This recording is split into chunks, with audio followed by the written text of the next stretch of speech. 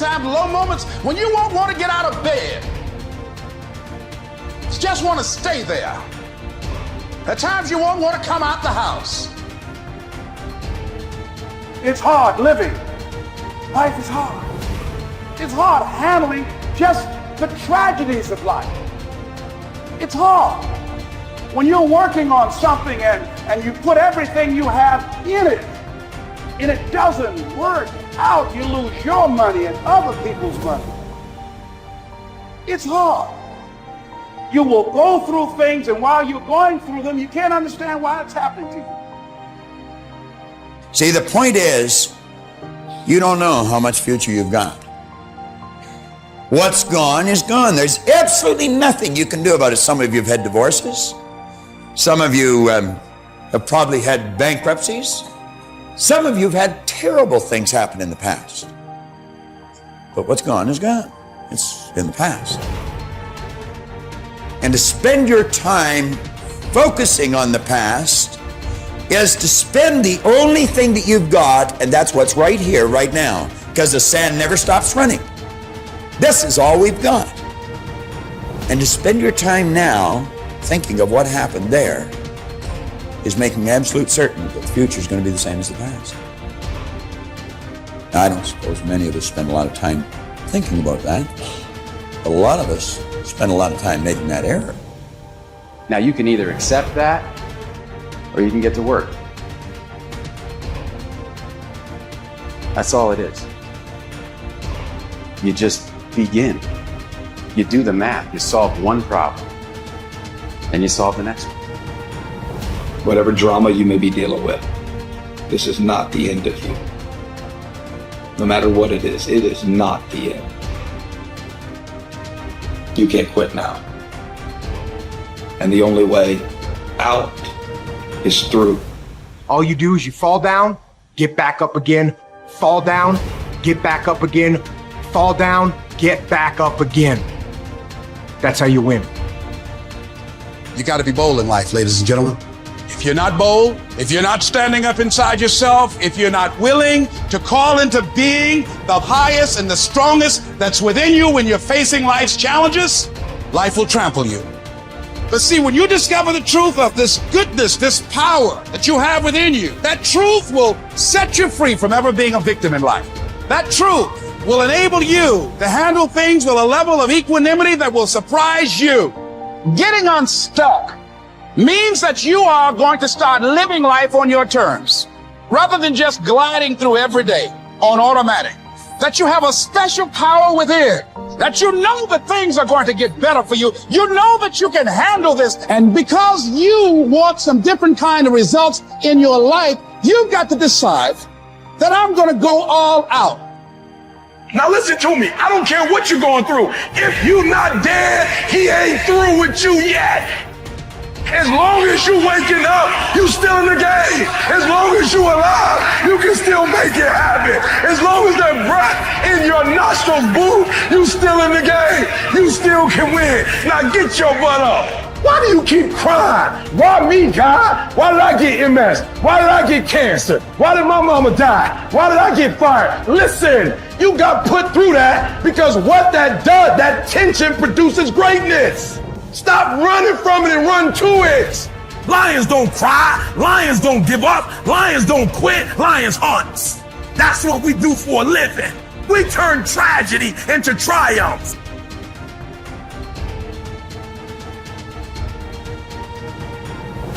You'll never obtain any substantial measure of material wealth if you insist upon living your life as if you are looking back through your rearview mirror on your automobile. Nevertheless, it seems to be a very common error which many people have turned into a habit. Let the dead bury the dead. Let it go. I don't care how bad it was, let it go. 5 years from now, 10 years from now, when you look back in retrospect at that terrible thing that's happened, you're going to find it was probably one of the best things that ever happened to you. Advancement of all kinds is preceded by a crisis. The greater the crisis, the greater the opportunity for advancement. Or you could put it another way. You could say, out of all confusion comes order, a higher degree of order than that which existed prior to the confusion. Because you see, the confusion was a learning state. Remember, I was pointing out that business is fun. It really is. I see business as a game. It's a game we're playing, and we play to win. And when we're winning, we're having fun. And when we're losing, we're learning. Let's treat both of the experiences exactly the same. They're learning experiences. Now we say, remember the old adage which says, let the dead bury the dead. Stop looking back on your life and worrying about the things which have already occurred and which you can no longer alter. That's like trying to change the time you got out of bed this morning. You're never going to be able to do it. That stands for eternity. You cannot go back and change it, since you cannot let it go.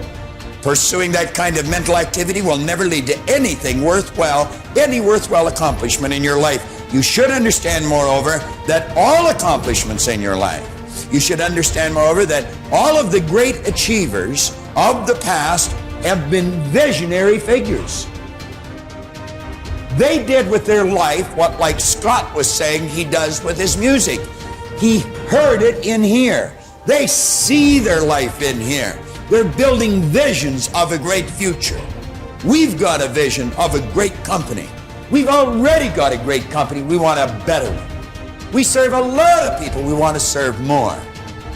And as we do, we receive greater rewards. Because we receive greater rewards, we become more comfortable, more creative, we can provide more service. It's a beautiful cycle that we're in. Looking into the past is a self-doom fulfilling cycle. You just keep getting it worse, worse, worse. We've all done it, so we know what it's like. These visionary figures were men and women who projected into the future, and they did not belabor over things which had already passed.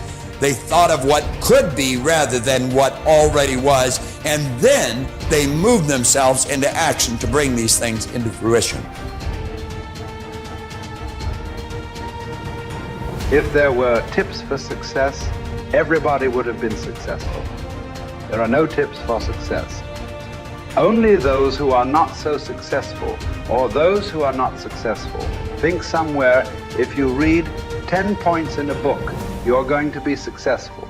We need to understand this.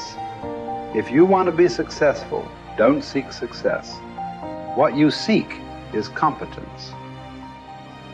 If you enable yourself, and if you do something well, other people will say you're a success. If you think, I'm a success, it's foolish, isn't it? You're doing something, and you're doing it well. Other people in the town, or in the country, or in the world, people will say, oh, he is doing something really successful. They're looking up to you. That's fine. You look up to yourself. That's madness, okay? You don't seek success. You seek empowerment, you seek competence, you do it the best that you can do. You cannot do as well as somebody, but you can do the best that you can do. So if you do your best, if your best is good enough, the world will recognize. If it is not, you will be happy. So what does success look like? What does it take? Well, you know, I know family and friends who always have their breakfast on time. And after breakfast, of course, they must have coffee. After coffee, of course, they must light up a cigarette and sit there nicely because they're trying to become peaceful. And then they will go to work, come back home exactly on time for lunch, eat lunch, rest for 1 or 2 hours, sleep, then evening have one tea, and then smoke, and then again go to work.